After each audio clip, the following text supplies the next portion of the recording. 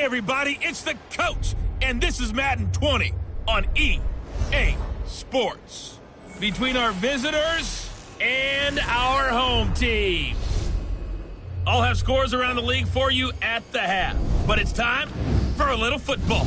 So we'll hand it over to our broadcast team, Brandon Godden and Charles Davis. All right, Coach, we are pleased as always to be bringing you coverage of the National Football League on EA Sports. The scene a few moments ago, here it is. It's unlike any other in sport as both teams made their way out of the tunnel. These folks are fired up as their guys are ready to do battle between the Portland Snowhawks and our home team. With Charles Davis, as always, I'm Brandon Gaudin. Charles, you talk about storylines in this one. I think it begins and ends with our two quarterbacks, certainly two of the best in the business. And nowadays, I don't think you can get by for long periods of time without a top-flight quarterback. The way the game is played, with all the responsibility he has and how the game flows through him, if he's not on the top of his game, your team's not going to benefit at all.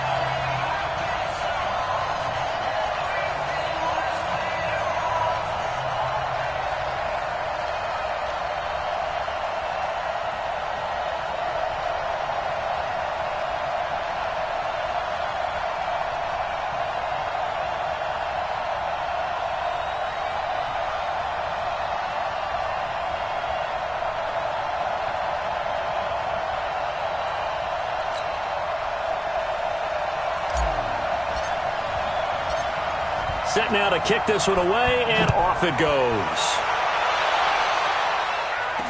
This fielded a few yards into the end zone. And no run back here. This will be a touchback, and it comes out to the 25-yard line. So now here comes the Jet offense as they get ready to take over. They're led onto the field by their quarterback, a man who's made quite the name for himself in the NFL, and that's Russell Wilson. I like this guy, and the reason I do, he tends to stay on an even keel. Doesn't let too much ruffle him. He will manage the game the way...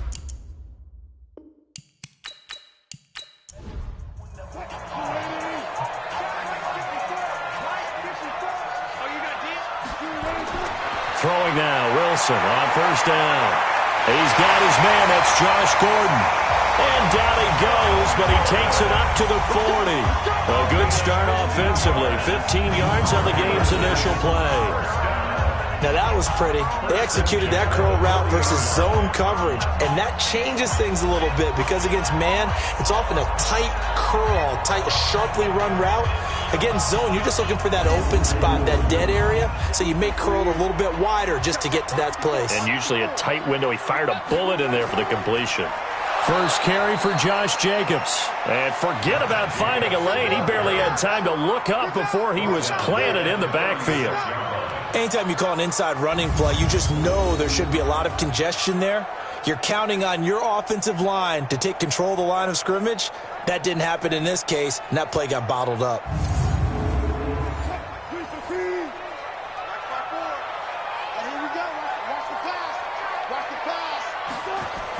On second down, Jacobs.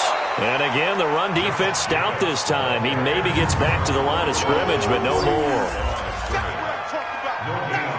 And the big boys up front in the trenches. What do you think of the O-line, Charles? I love them because this is a group that's so cohesive. They know what the man next to them is going to do at all times, and they operate as a terrific unit. Third and long, it's Wilson. And that is incomplete. So the defense able to get off the field here on third down. And it's one of the goals of the game. They've got to be effective on passing downs. It's one of the few things defenses chart. How did we do on third down? That's a nice start for them in this one.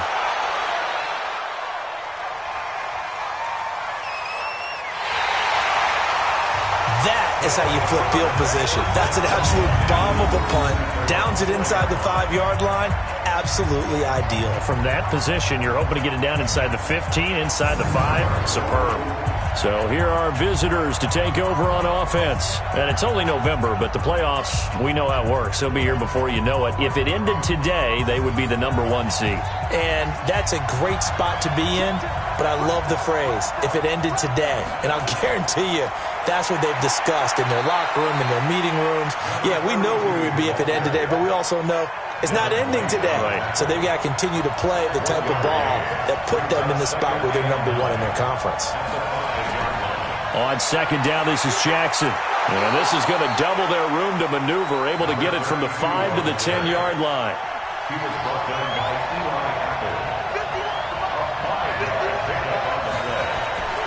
They'll look to throw here. Wide open receiver complete. And he gets this one just shy of the 35 to the 34. I know exactly what's going to be said about that play from the defensive perspective. What's that? That's why I tell all you guys we need more than one tackler to the ball. He broke the first tackle. Luckily enough, there were more people there to get him down. From the 34 now, here's 1st and 10. Looking to throw. And he fires one incomplete. That time trying to find Gerald Everett. And that'll bring up 2nd down. From the 34, they'll come to the line on 2nd and 10. Now a first carry for their fullback. And he'll be stopped right at midfield. 16 yards, a 1st down. Watching that run takes me back to something a famous old coach once said. Any player he wants on his team, he wants him to be agile, mobile, and most definitely hostile.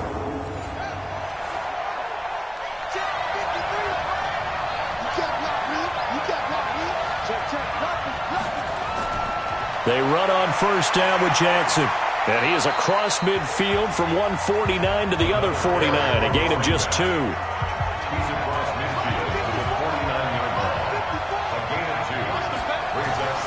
Off the play fake, he'll look to throw.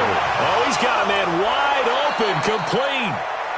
And he'll go down, but not before getting this inside the 30. Brandon, unless my eyes deceive me, I think they found a matchup that they're trying to exploit here, don't you? I mean, it's the second time they've gone to him here on this drive. Yeah, opening drive. It's a tone setter, right? I think they're going to be looking his way a lot. Yeah, and I think that the way things are going right now, they like him as a featured receiver. Let's see what kind of adjustments the defense is going to make to try and take that away.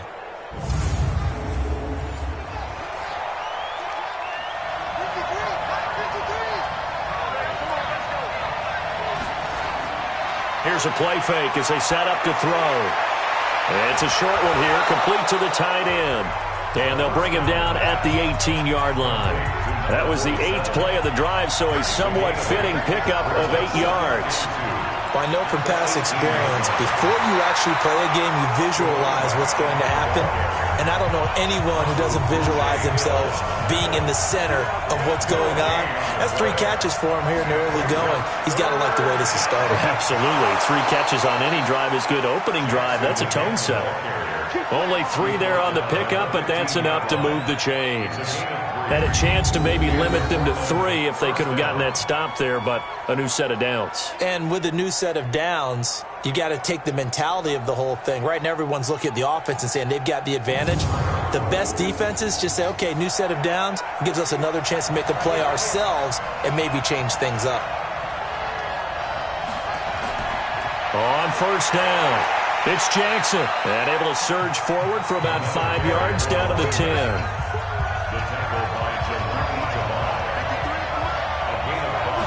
Second and 5. This one taken in by Hester. And he's able to get this down to the 5-yard line before he's out of bounds. 4 yards on the completion, and it sets up a 3rd down. And just a small glimpse there as to why they like this rookie so much. And that's why they lit up a little bit in our meeting. And it's caught. Touchdown. A 5-yard touchdown as his guys are able to strike first here in this opening quarter.